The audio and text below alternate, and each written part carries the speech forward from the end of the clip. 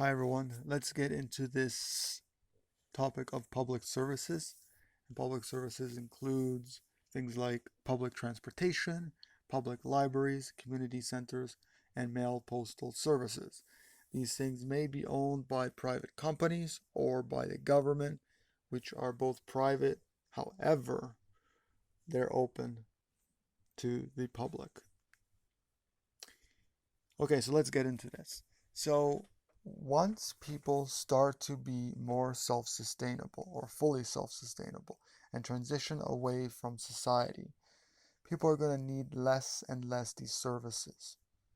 People are going to need less and less jobs and work and less money. First of all, when we become vegan and we become minimalists, meaning we don't buy anything we absolutely don't need, then we're going to actually need things less. Okay, let me get into this in detail and give you examples. So, first of all, once we stop buying things that we absolutely don't need, we get rid of our cell phone bills, we use, let's say, WhatsApp or things like that. We, um, get rid of our cars, we drive a bicycle or walk everywhere, or maybe take once in a while public transportation, or maybe let's say a Didi or Uber. Then we start to realize that once we are supporting less and less, and more people support less and less, and stop buying things that we really don't need. How many TVs and how many computers and how many electronic devices and how many things do we really need? How much of this garbage, like makeup and lotions and creams and shampoos and soaps and all these things, do we actually need? Actually, when we become healthier, we don't need any of this stuff. It's actually poison, it's actually full of chemicals, all of that stuff. So, do we really need these things? That's the question. Now, once we stop buying these things, then more people will actually stop supporting these systems, all these products, all these things. And therefore, there's going to be less and less need for these products, which means there's going to be less and less need for employees to make these products because less and less people will be buying these products. Now, it's not going to happen overnight again. It will happen, in a transition period, which may be a few years, a decade, 2 decades, whatever it may be. So, once there's going to be need less and less of these services and products. Like for example, once people go vegan, there's going to be need of less lawyers because there's going to be less crime because most vegans or all the vegans that I know are non-violent. Now they may be violent with their words or say they hate humans or things like that, but I never known an actual vegan to harm directly someone. Okay? So there would be less violence, there would be less materialism because vegans on by far, especially when it comes to fruitarians, buy less and less and less things. So once we don't support the industries and corporations and manufacturing as much, then there's going to be need of less and less employees to actually work at these places. So once this happens, there's going to be less cars on the road, less businesses open. The big businesses will probably close, the smaller businesses will flourish. We're going to share and trade with one another. If we absolutely do need products to buy, for example, then we would definitely do that. We would definitely either make our own products, we would repair things that could be repaired, stuff like that. Or we would go to places where used products would be sold, like thrift shops that sell used clothing and other used products as well. So the whole idea is that no, we need jobs, of course. We need people to work in places like in public transportation, we need drivers. Public libraries, we need librarians. Community centers, we need people at the front desks.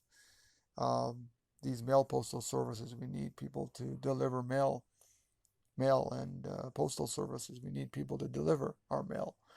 Um, But in time, once we start to become minimalist and stop supporting these places as much as we possibly can and stop, paying for things. I mean, the only thing we would basically need once we become fully self-sustainable is probably to pay for internet and maybe a little bit of food until we become fully self-sustainable, and that's about it.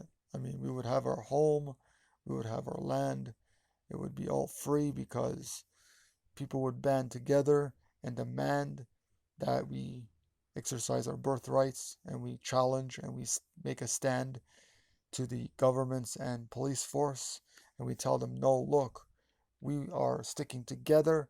We want to exercise our birthrights. We're living on the land. So basically, we just pay for the land, maybe. In the beginning, we maybe pay for one piece of land. Once we band together and we start to exercise our birthrights to live freely on the land and to have our fair share of land, food, plant food, seed, clean water, then, of course, in time, everything will be free, just like it was thousands and thousands of years ago. We just lived on the land, we grew our food, uh, we foraged for food, and that was it. There was no such thing as money. There was no monetary system back thousands and thousands of years ago. And today there is, because we conformed. We started to conform slowly and slowly and slowly. People became enslaved and started to conform to the monetary system and to governments and to police force, etc., etc. And eventually we lost our freedom. So there's so much more than just what meets the eye, what we see. And people can't really make those connections because they're not intelligent at all. Intelligence is the ability to make connections. So once we understand, once we create alternative communities completely away from society, and we band together as vegans and raw vegans to create these alternative communities. And I mean alternative communities that are almost completely or transition completely away from society. Then these services, these public services like the transportation, libraries, community centers, and mail postal services will eventually no longer be needed or very, very minimal. And so that's the whole idea is to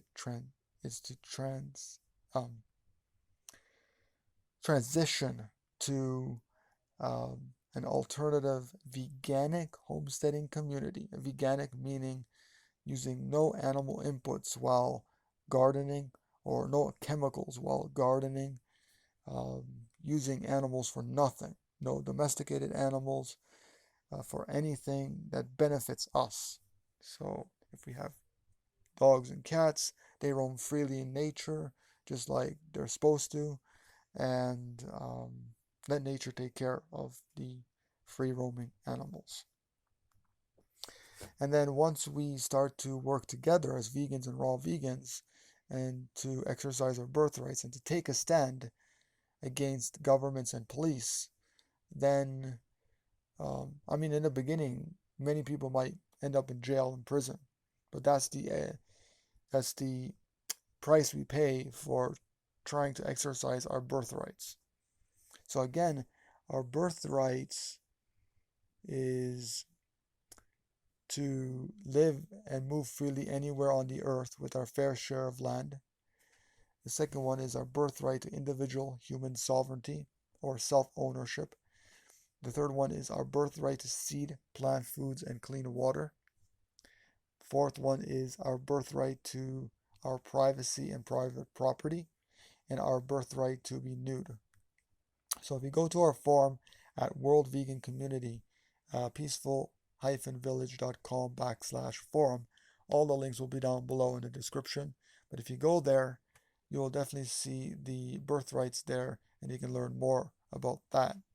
But this was pertaining to public services and all that kind of stuff. So if you enjoyed this video or if you have any comment, please post it down below. Enjoyed it, give it a thumbs up. and share it with anyone you think would find it useful. And don't forget to subscribe to the YouTube channel and to my email newsletter, as well as getting my books because that helps support me. Again, I am transitioning away from supporting society. So in the meantime, in the next few years, I'm still going to need some money to survive because right now I'm paying for rent and I'm trying to look for, once the country borders reopen, I want to look for some land, live there with, in a community, and then eventually start to grow my own food, and from there to use as little money as possible. So I basically use a few $100s each a month, and not even that.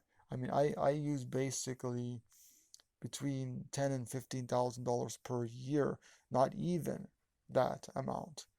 That's living extravagantly, actually. Um, uh, for example, right now, currently, I'm living on very, very minimal, $160 US per month on rent, then approximately $100 per month on food, and some extra things that I use like a VPN service, email service that I pay for. Internet, everything is included here. So basically, I use like no more than $300 per month is what I'm actually spending. No more than that. $300 per month is what I'm using. Now, if I earn more, then of course I could save in case anything happened. I have extra money saved up. So it's always good to save up money just in case. Okay. So that's how much I'm using. And as time goes on, my whole idea is to reduce that amount of money that I'm spending.